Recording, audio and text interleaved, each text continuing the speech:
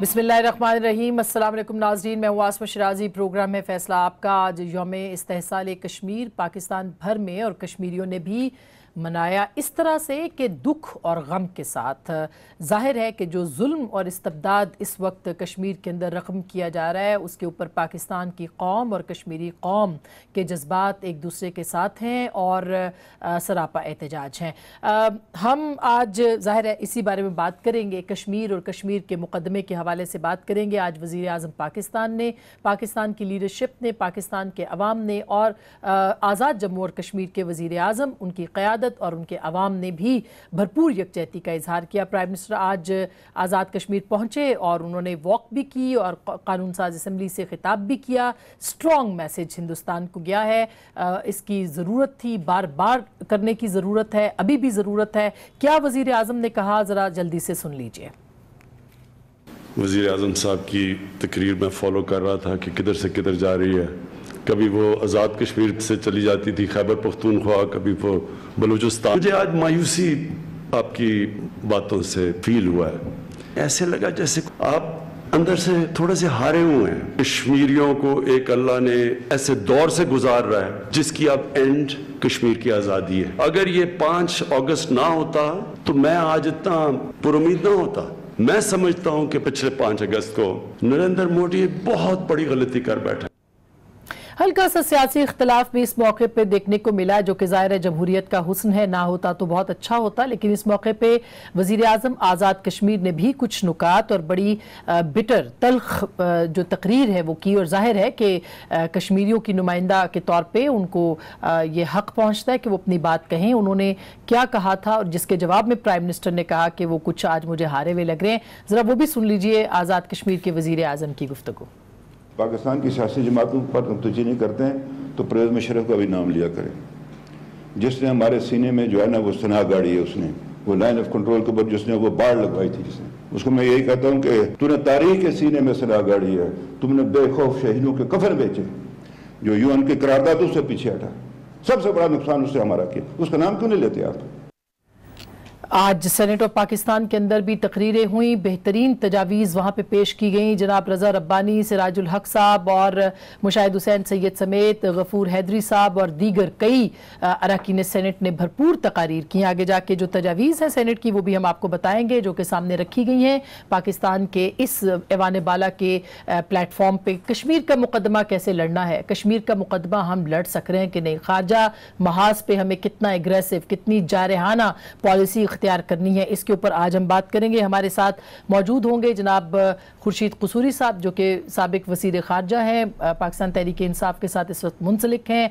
पाकिस्तान की, कश्मीर की, दुनिया की तारीख़ और इस वक्त के जो मामलात हैं उससे बहुत आगाह हैं। बहुत बहुत शुक्रिया सर आपकी तशरीफ़ आवरी का। हमारे साथ मौजूद है सेनेटर मुसद्दिक मलिक साहब, पाकिस्तान मुस्लिम लीग नवाज़ के सेनेटर हैं और इसके साथ साथ आप इनको सुनते रहते हैं। सर बहुत बहुत शुक्रिया। हमारे साथ जनाब जाहिद हुसैन साहब, मारूफ तज्ज़िया निगार हैं, कई किताबों के मुसन्निफ़ हैं, सीनियर सहाफ़ी हैं, हमें ज्वाइन कर रहे हैं। सर आपका भी बहुत बहुत शुक्रिया। मोहतरमा शहरी रहमान साहिबा भी थोड़ी देर के लिए हमारे साथ टेलीफोन लाइन पे मौजूद होंगी और वो भी सीनियर वाइस प्रेसिडेंट है अपनी जमात पाकिस्तान पीपल्स पार्टी की, और उन्होंने बहुत आज भरपूर, कल भी और आज भी पाकिस्तान का जो मुकदमा है कश्मीर का वो लड़ा है। सबसे पहले मैं अगर शहरी हैं हमारे साथ तो हम उनके पास जाएं।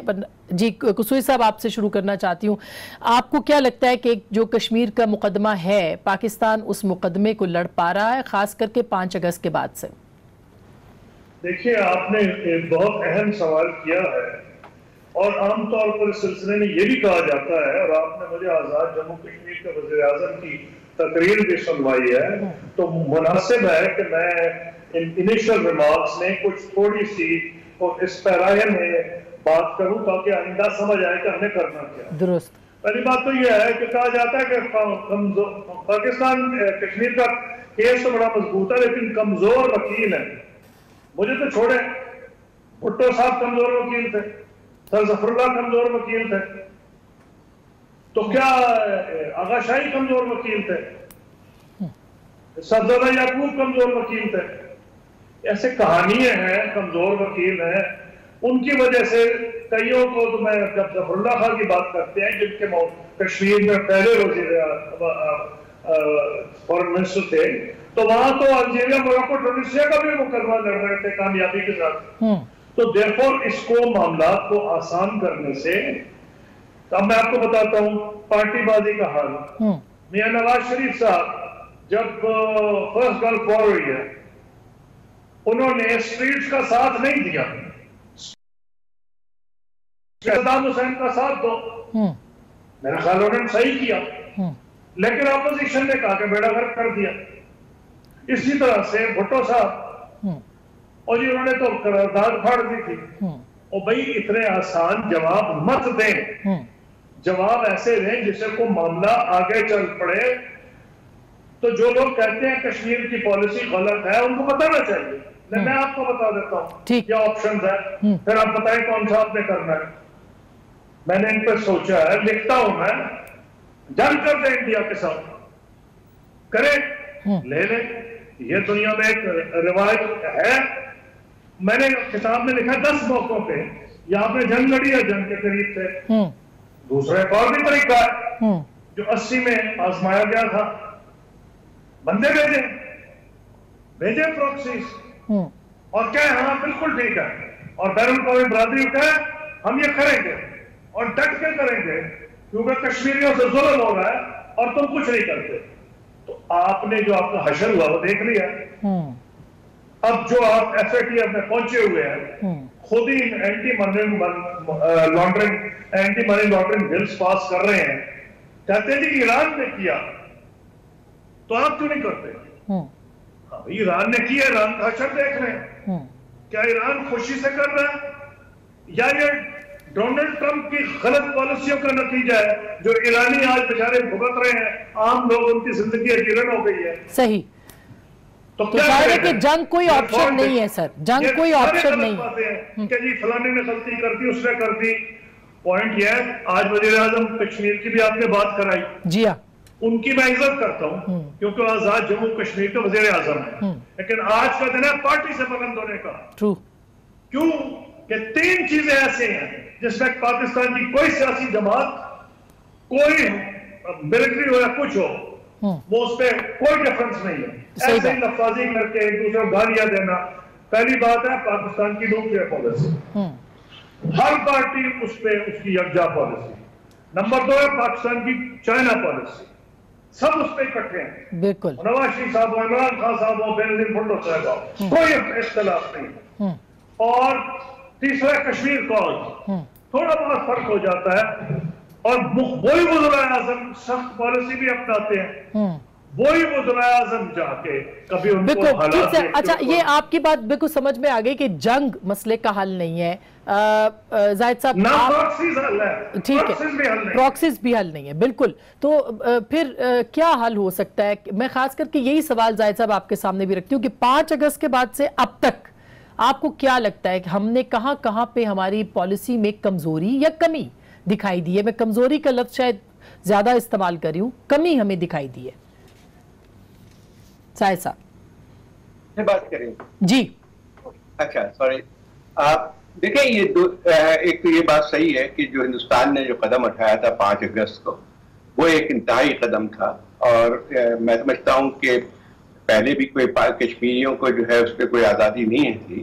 اور جو آرٹیکل 370 جس پہ ختم کیا گیا تھا، وہ بھی ایک لحاظ سے جو انسٹرومنٹ آف ایکسیشن تھی، اس کے ذریعے جو ہے انہوں نے کشمیر کو ہندوستان کے ساتھ الحاق کیا تھا. اور اس کو بھی آہستہ آہستہ جو بھی اس میں تھوڑی بہت بھی اٹانومی تھی وہ بہت پہلے ختم ہو چکی تھی. لیکن جو اس پہ قدم اٹھایا تھا 5 اگست کو مودی نے، اس کے بعد تو جس کو کہتے ہیں کہ ایک لحاظ سے جو آکوپیشن ہے وہ بالکل کمپلیٹ ہو گیا، جس میں جو کشمیریوں کو تھوڑی بہت بھی جو رائٹس ملے ہوئے تھے وہ بھی ختم ہو گئے. تو یقینی بات یہ ہے کہ اس تبدیلی جو ہم کہتے ہیں کہ اس کا پورا ایک مسئلہ جو ہے کشمیر کا، اس کا بالکل ہی ایک نئی ڈائنامکس پیدا ہو گئی ہے. اور اب جو ہے ہندوستان اور پہلے جو مذاکرات کی ایک گنجائش ہمیشہ باقی رہتی تھی اور مذاکرات ہوتے بھی رہے، قصوری صاحب بھی اس میں شریک رہے، جو کہ 2006 اور 2007 میں جو مذاکرات ہوئے تھے. لیکن وہ ایک حد تک جو لگتا یہ تھا کہ ہو سکتا ہے کہ بات چیت کے ذریعے ہندوستان اور پاکستان کوئی مسئلے پر پہنچ سکے. لیکن اب جو ہے اس قدم کے بعد جو ہے کوئی ایسے آثار نظر نہیں آتے ہیں کہ کشمیر کے اوپر کوئی مذاکرات ہو سکیں. تو ایک یقینی طور پہ ایک جو پاکستان کے لیے بھی ایک پریڈکمنٹ پیدا ہوا ہے, اور پاکستان کے لیے بھی جو ہے یہ ہے کہ اب یہ پیدا ہوتا ہے کہ اب کیا کر سکتا ہے پاکستان. بالکل. تو یہ تو بات جیسے قصوری صاحب نے کہا کوئی جنگ کے ذریعے تو فیصلہ نہیں ہونا ہے اس کا, لیکن پاکستان کے اوپر ایک بہت بڑی ذمہ داری عائد ہوتی ہے کہ وہ اس کو انٹرنیشنل فورم میں اس مسئلے کو شدت کے ساتھ اٹھائے, اور جس حد تک کشمیریوں کی سیاسی اور اخلاقی مدد ہو سکتی ہے اس کو ہم کریں. اس کے لیے پاکستان کو زیادہ جو ہے جس میں زیادہ شدت اختیار کرنی چاہیے تھی وہ ایک ڈپلومیٹک فرنٹ پہ کرنی چاہیے تھی, اور اس کے ساتھ ساتھ جو ایک میسج جو ہندوستان کو اور دوسری دنیا کے ممالک کو جانا چاہیے تھا وہ ایک مؤثر میسج پاکستان کی طرف سے جانا چاہیے.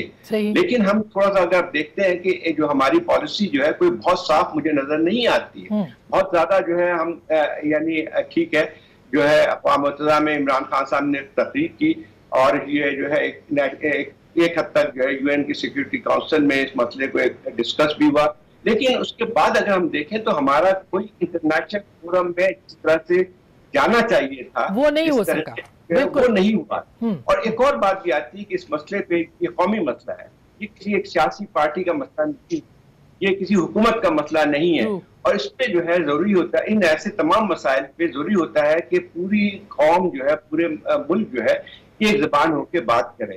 تو اس میں جب بھی اس قسم کی چیزیں ہوتی رہی تھی, ماضی میں بھی پاکستان میں بھی ہوتی رہی ہیں یا اور ممالک میں بھی ہوتی ہے, تو جب اس قسم کی جو صورتحال ہوتی ہے تو اس میں حکومت کا یہ فرض ہوتا ہے کہ وہ تمام سیاسی قوتوں کو ساتھ لے کے چلے. جیسے آج آپ نے دیکھا کہ آج پرائم منسٹر کو ہی رسپونڈ اگر کہہ دیا تھا, فاروق حیدر صاحب نے پرائم منسٹر نہ کہتے, انہوں نے بھی کہا آپ ہارے ہوئے لگ رہے ہیں اور آپ کی تقریر یہاں سے وہاں, اس سے ایک یونٹی کا میسج جو جا رہا تھا اس میں ایک چھوٹا سا جسے کہتے ہیں کہ وہ رکھنا سا آ گیا. تو لیڈرشپ کو ساتھ لے کے چلنا امپورٹنٹ ہے. وہ سب لیڈرشپ کیسے سب کو اکٹھے کرتی ہے؟ پرائم منسٹر صاحب یہ میٹنگ نہیں بلا سکتے تھے جو کل کہاں میٹنگ ہوئی ہے؟ جی کل جو ہوئی ہے, بتائیے کہ کیا وہ آئی ایس آئی کے جو ہے وہ چیف جو ہے وہ بیٹھ کے سیاسی جماعتوں کو اکٹھا کریں گے؟ میرے خیال یہ کہ یہ تو کام بدائی تو وزیر اعظم کی تھی کہ وہ تمام سیاسی پارٹیوں کو اکٹھا کرتے, ان کے ذریعے جو ہے وہاں پہ یہ تمام چیزیں جو بات ہوئی تھی کل, تو پرائم منسٹر کی موجودگی بہت ضروری تھی. بالکل, لیکن اگر نہیں ہو سکا بات میسج کیا جاتا ہے کہ آپ قوم کو اس وقت بھی ڈیوائیڈ کرنا چاہتے ہیں. اچھا میں یہ کوئکلی مصدق صاحب آپ کے پاس آتی ہوں. شہری نے ہمیں جوائن کیا ہے تو شہری سے پوچھ لیں. السلام علیکم شہری, سب سے پہلے تو یہی پوچھنا ہے کہ کل جو اکٹھے ہوئے ساری جماعتیں, تو یہ کام پرائم منسٹر کو کرنا چاہیے تھا, نہیں کیا جا سکا. دوسرا یہ کہ ڈپلومیٹک فرنٹ کے اوپر پاکستان کیا کر سکتا تھا جو پچھلے ایک سال میں ہم نے نہیں کیا؟ جی شکریہ آسما. دیکھیے اس میں کوئی دو رائے نہیں ہو سکتی کہ کشمیر سے زیادہ ہمارے لیے کوئی متفقہ ایشو ہے نہیں, اور ماضی میں بھی بہت ہی سخت تقسیم کی سیاست اور بہت ہی تلخ جسے کہتے ہیں کے ہوتے ہوئے بھی ہم ساتھ بیٹھتے تھے, چاہے وہ میاں صاحب کی حکومت ہو. ہماری تو حکومت تو خیر تلخی نہیں زیادہ کریٹ کرتی تھی, ہم کنسنسس بہت زیادہ کریٹ کرتے تھے. لیکن آپ کو یاد ہے پچھلی حکومت میں بھی ایسا ہوا تھا, کشمیر کی کانفرنس میں ہم نے کہا ٹھیک ہے ہم ضرور جائیں گے. پی سی میں گئے, ان کی مدد کی قرارداد پر, اور یک زبان ہو کے ہم نے آخری وقت تک کام کیا. اور یہ ایک ہماری ایک سیاسی روایت ہے. اے پی ایس قسم کے اٹیکس ہوں, پاکستان پر حملے ہوں, پاکستان کی جہاں بقا اور وقار کی بات ہوتی ہے یا کوئی دھمکی حملہ ہوتا ہے, تو یہ اس میں کوئی دو رائے نہیں ہو سکتی. اور کشمیر ایک ایسا مسئلہ ہے جس پر بہت آسانی سے پرائم منسٹر کریٹ کر سکتے تھے, اور ان کے لیے بھی ایک موقع ہوتا ہے کہ وہ یہ جو اتنی اس وقت مشکل حالات میں وہ بالکل الگ جا کے کھڑے ہو جاتے, وہ پرائم منسٹر پاکستان کے بننے کی کوشش کریں بجائے پی ٹی آئی کے. ٹھیک ہے, تو میں نے یہ سوال کیا کشمیر کی میٹنگ میں, فارن منسٹر بریفنگ دے رہے تھے.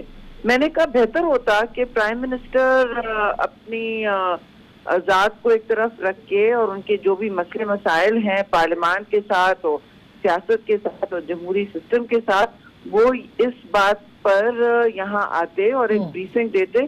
کیا ہو جاتا, کس مسئلے سے وہ اتنا بھاگ رہے, یا وہ سینٹ جیسے جگہ آ جاتے جو چاروں صوبوں کی ہاؤس آف فیڈریشن عکاسی کرتا ہے تو نمائندگی کرتا ہے, وہاں آ جاتے.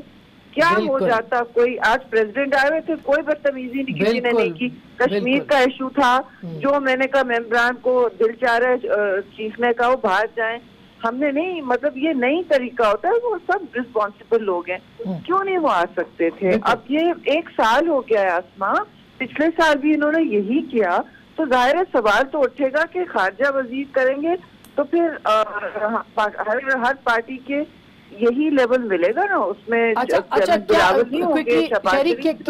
کیا پچھلے 1 سال میں ہو سکتا تھا جو نہیں ہوا؟ آپ کی تقریر ہم سنیں. بہت کچھ ہو سکتا تھا. آپ 1 سال کے بعد 1 منٹ سائلنس پر اگر تقویٰ کرنا چاہتے تو میں I'm sorry, یہ صحیح نہیں ہے. اور قطع نظر اس کے کہ ہمیں کسی نے کبھی کوئی عسکری حل کی بات نہیں کی, آپ بہت کچھ کر سکتے تھے. مثلاً کہ ہر مسئلے میں, ہر کرائسس میں ایک اپرچونٹی ہوتی ہے, موقع ہوتا ہے نا. جیسے کووڈ میں ہم سب نے, آپ نے موقع ڈھونڈ لیا. اب ہر چیز, کوئی ٹریول نہیں کر رہا, ہم ویبینار پہ ویبینار کر رہے ہیں. کل میں نے UK پارلیمنٹ کے ساتھ کیا, انہوں نے خود کیا تھا, یہ نہیں کہ ہماری ایمبیسیز نے کیا ہے بھائی. تو آپ مجھے بتائیں, اور آج بھی ہو رہا تھا, آج مجھے بتائیں کہ کیوں آپ کی UN کی بڑی ریپرزینٹیٹیو اپنا گھر ٹھیک کرنے کے لیے تو بہت پیسے لے رہے ہیں, تو وہ کیوں نہیں اٹھ کے انہوں نے کروائی اس وقت. بہت میں اور زاہد اور آپ ہی ان کو ایک لسٹ دے دیتے, ہمیں فری کام کر کے بتا دیتے کس کو کرنا ہے, پٹ ٹوگیدر کر دیتے, آئیڈیاز دے دیتے. بہت کچھ ہو سکتا تھا. بالکل ڈیجیٹل ورلڈ کے ساتھ بھی بہت نہیں, مطلب پوری دنیا کے ریپرزینٹیٹیوز تو نیو یارک پہ بٹھا سکتے تھے ویبینار پہ. ایگزیکٹلی کیسی بات کر رہے ہیں یہ لوگ. نہیں ہوا. اور وہ ایک ہونا چاہیے تھا, DC ایمبیسی کر سکتی ہے, وہ آپ ان کو کہیں وہ کریں. مصدق صاحب جی, سیاست سے ظاہر ان کا کام یہ تھا, فارن آفس کا کام یہ تھا کہ پچھلے 1 سال میں لوگوں کے ساتھ زیادہ رابطے کرتے. مصدق صاحب, کیوں ہم پچھلے ان چیزوں کے اوپر ہم فوکس نہیں کر سکے؟ ڈپلومیٹک محاذ کے اوپر پاکستان کو کیوں کامیابیاں نہیں مل رہی جبکہ ہندوستان کمزور وکٹ پہ ہے اس وقت؟ دیکھیں, ابھی تھوڑی دیر پہلے خورشید قصیری صاحب نے یہ کہا کہ ہمارا کسی بات پہ کچھ اختلاف نہیں, 3 پالیسیز پہ, بھارت کے متعلق, چین کے متعلق, کشمیر سے متعلق, یہ نیوکلیئر پروگرام پہ, ان پہ ہمارا اتفاق ہے. مگر حکومت کا یہ تو کام ہے کہ ہمیں بتائے کہ کس بات پہ اتفاق ہے. یعنی ایک مؤثر پالیسی آج یہاں پر بیٹھ کے سب کو یہ بتانا چاہیے کہ ہمارا پاتھ فارورڈ یہ ہے, کیونکہ حکومت نے ہمیں یہ پاتھ فارورڈ دیا ہے, کیونکہ کل جماعتی کانفرنس کے اندر ہم نے تعین کیا ہے کہ ہماری منزل یہ ہے اور اس راستے سے چلیں گے. ابھی تک تو حکومت نے وہ راستہ نہیں دیا ہے. اب سوال یہ پیدا ہوتا ہے کہ وہ راستہ ہے کیا.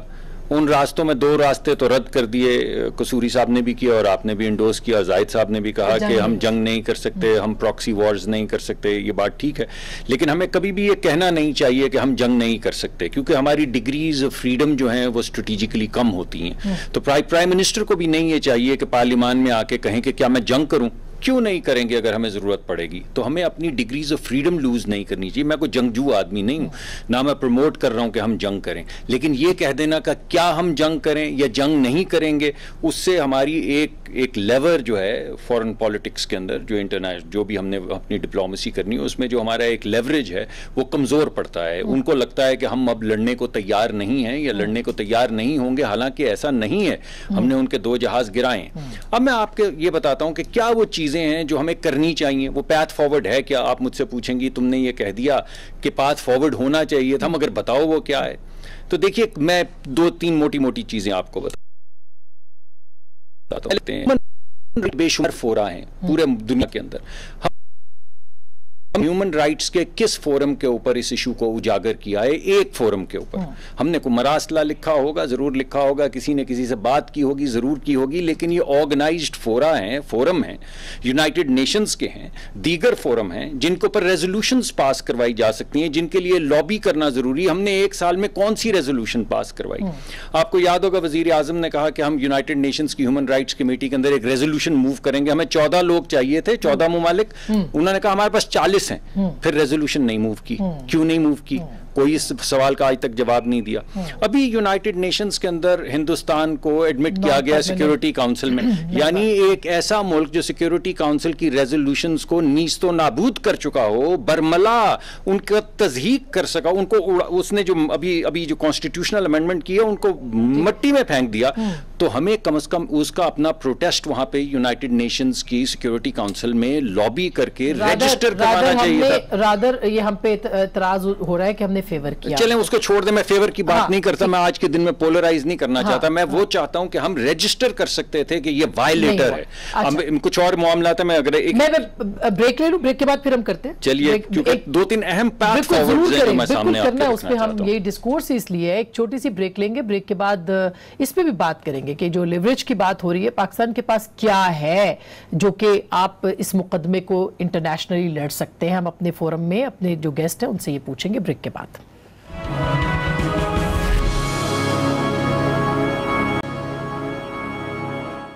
ویلکم بیک ناظرین, ایک دفعہ پھر آپ کو خوش آمدید کہتے ہیں. مصدق صاحب, آپ کی بات رہ گئی تھی, آپ کچھ 2-3 چیزیں وے فارورڈ کے طور پہ بتانا چاہ رہے تھے. ساتھ میں یہ بھی ایڈ کر دیجئے کہ کیا اب پاکستان کے پاس جو لیوریج ہے, کیونکہ یہ سوال میں باقی 2 اپنے مہمانوں سے پوچھوں گی, وہ کیا ہے؟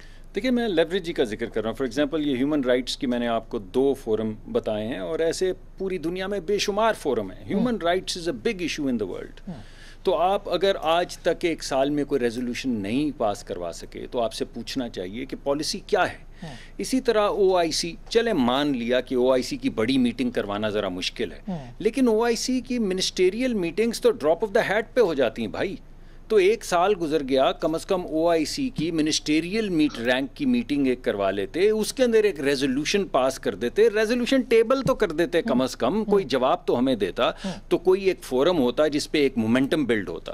اب آپ اندرونی طور پہ دیکھیے, تو میں نے آپ کو بیرونی باتیں بتائی ہیں. اندرونی طور پہ وہ ایک بہت خلفشار تھا, حریت اور دیگر جماعتیں جو مقبوضہ کشمیر میں ہیں, آج سب اکٹھی ہیں کشمیر کے معاملے پہ. ہر بندہ جو ہے وہ کمپلیٹلی الائنڈ ہے اور ایلینیٹڈ ہے. تو پاکستان ایک پیسفل جو طریقہ کار ہے اس تحریک کو آگے بڑھانے کا, اس میں پاکستان نے کیا مقدمہ بنایا ہے جس میں تمام جماعتیں وہاں کی اکٹھی ہو کے, کوئی اس میں جنگوازم نہیں ہے, کوئی ملٹری انٹرونشن نہیں ہے, مگر ان کو آگے بڑھائیں. ایک چیز کا آپ نے ذکر کیا, ان کی تمام یوتھ جو ہے وہ ایلینیٹ ہو گئی, ان کو برباد کر دیا, شہید کر دیا, لوگوں کی عزتیں لٹ گئیں. ہم نے کیا کیا ان کے لیے؟ کوئی ایسا پلیٹ فارم سوشل میڈیا پہ, وہ کون سا ہیرو ہے جس کو گلوبلی ہم نے سیلیبریٹ کیا؟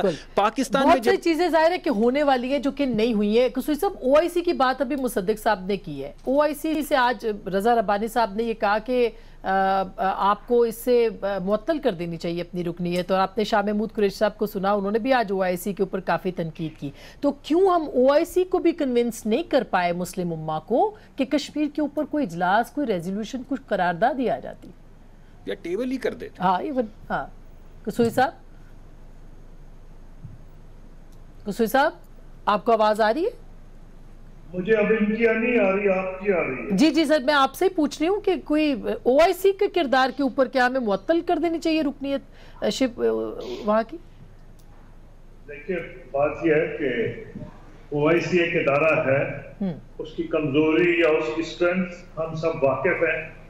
میں نے OIC کی میٹنگز اٹینڈ کی ہیں, وہ میٹنگز بھی اٹینڈ کی ہیں جب ایران اور عراق ایک دوسرے کو گالیاں دے رہے تھے اور ہم وہ باہر آ کے بیان بھی نہیں کر سکتے تھے.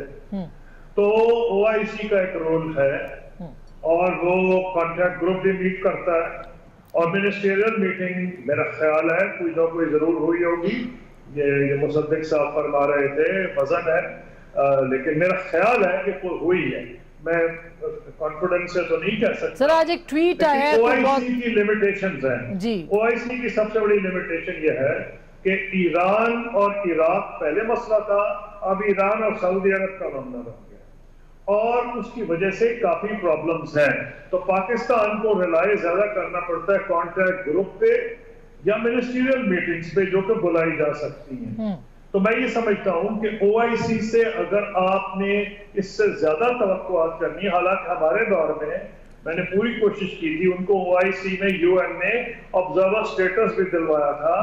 ہم نے ان کے لیے ایکچولی آفس کے لیے بھی کوششیں کی تھی, اور پاکستان کے جو UN میں ہمارا گروپ تھا وہ ان کی شرما مدد کر رہا تھا. لیکن OIC کا حال یہ ہے, میں کیا کہوں کہ جب اب ایک ایریا ہے کہ سائنٹیفک کوآپریشن ہم کر سکتے تھے, وہاں تک ہم نے ان کو کہا کہ 1% دے دیں, 1 یا 0.5% آف GDP, उस पर तैयार नहीं हुए। It's a group like United Nations of sovereign states, कुछ एरियाज पे इकट्ठे हो जाते हैं तो फिर हो जाता है। जनरल सेंटिमेंट पब्लिक का सारी इस्लामी उम्मा का एक है जी, और जो हुक्मरान है उनका दूसरा है। ये आप देख रहे थे मुसलमानों में नहीं, हिंदुओं की सिर्फ 2 रियासतें हैं, ठीक, एक हिंदू अक्सरियत हिंदुस्तान है, एक नेपाल है। हाँ। जितने इख्तलाफ उनके आज नहीं शुरू से हैं। जब मैं फॉरेन मिनिस्टर था तो जिस कॉन्फिडेंस के साथ और क्वाइटली मुझे नेपाली गवर्नमेंट बात करती थी, वो तो कोई शायद ओआईसी का मुल्क इस तरह बात नहीं करता था। सही बात। अनफॉर्चुनेटली ये मानना पड़ेगा कि जो नेशनल इंटरेस्ट है वो ट्रम्प कर देते हैं, और आजकल ईरान और सऊदी अरब का जो मसला है उसकी वजह से अच्छा ये जाहिद साहब ओआईसी को बजाय कंडेम करने के ठीक कि हम कह दें कि ये किस बेकार है, इन्होंने कुछ नहीं किया, जो कर रहे हैं गनीमत है। अच्छा, मैं ये जरूर समझता हूँ कि यहाँ प्रपोजल भी है, मैं बिल्कुल एग्री करता हूँ। मैं तो एक आगे जाऊंगा कि कम से कम 3-4 हर पार्टी में। अच्छा जाहिद साहब आपके मैं ख्याल कोई थोड़ा लाइन ड्रॉप हुई है कुसुई साहब की। जाहिद साहब आपको क्या लगता है सर, ओआईसी को करना या बाकी जो ऑप्शंस है पाकिस्तान के, फिर हम लेवरेज की भी बात कर रहे थे, क्या लेवरेज पाकिस्तान के पास हो सकता है, कैसे दुनिया को प्रेशराइज कर सकता है पाकिस्तान?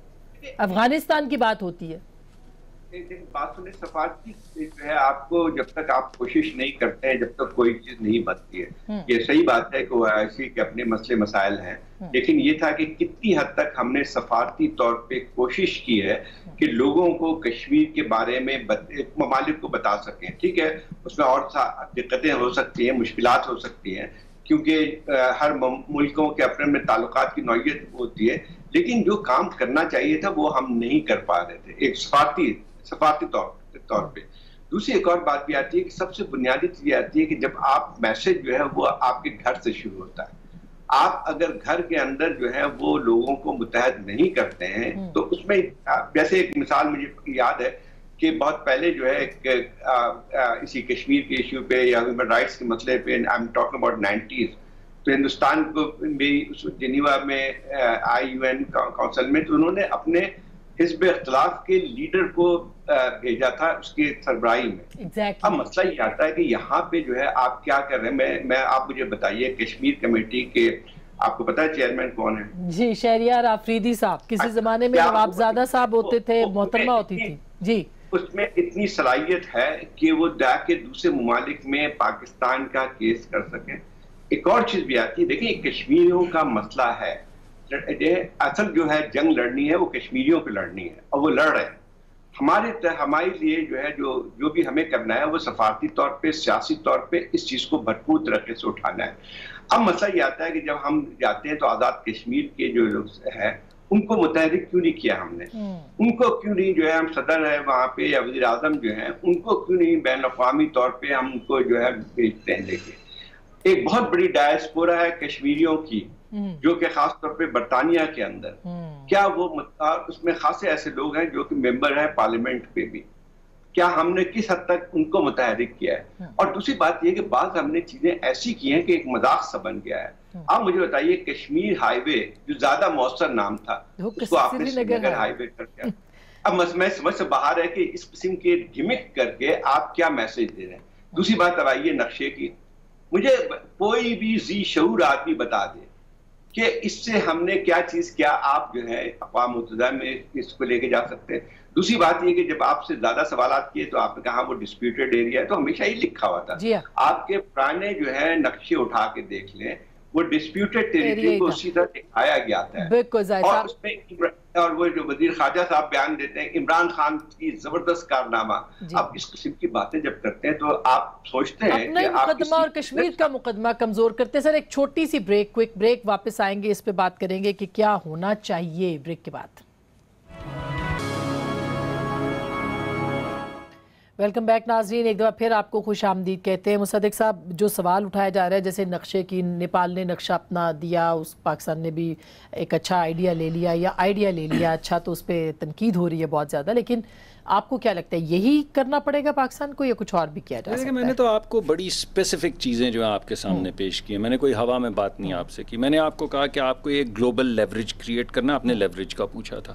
آپ کو ایکسٹرنل لیوریج مقبوضہ کشمیر میں کریٹ کرنا ہے اور انٹرنل لیوریج پاکستان میں کریٹ کرنا ہے. اب ان تینوں کا مطلب کیا ہے؟ جب میں کہتا ہوں آپ کو ایکسٹرنل لیوریج کریٹ کرنا ہے تو آپ کو حقوق کا مقدمہ پیش کرنا ہے, انسانی حقوق کا. میں نے آپ کو 2 ایگزامپلز دی. اس کے علاوہ آپ کو ایک اخلاقی جو مقدمہ ہے وہ پیش کرنا ہے, جس کے لیے میں نے کہا کہ OIC کی طرح کی منسٹریل کمیٹی اور بے شمار کمیٹیز, کسی جگہ پہ تو آپ وہ اخلاقی مقدمہ پیش کریں گے اور وہ آپ جو دوسرا مقدمہ رائٹس کا ہے وہ پیش کریں گے. دوسرا ایکسٹرنلی میں نے آپ کو اسپیسیفکلی بتایا کہ حریت اور تمام مقبوضہ کشمیر کی جو جماعتیں ہیں وہ یکجا ہو چکی ہیں, جو پہلے ان کو آواز دینے کے لیے ہماری کیا اسٹریٹجی ہے. ہم کہہ رہے ہیں نشانے پاکستان علی گیلانی صاحب اور علی گیلانی صاحب کتنے ناراض. بین الاقوامی طور پہ ہم کیا کر رہے ہیں, کون سا فورم بنا رہے ہیں, کیا فیسیلیٹیشن کر رہے ہیں, وہاں کے جو بچے ہیں ہم نے کون سا ہیرو بنایا. ہماری ملالہ یوسف زئی صاحبہ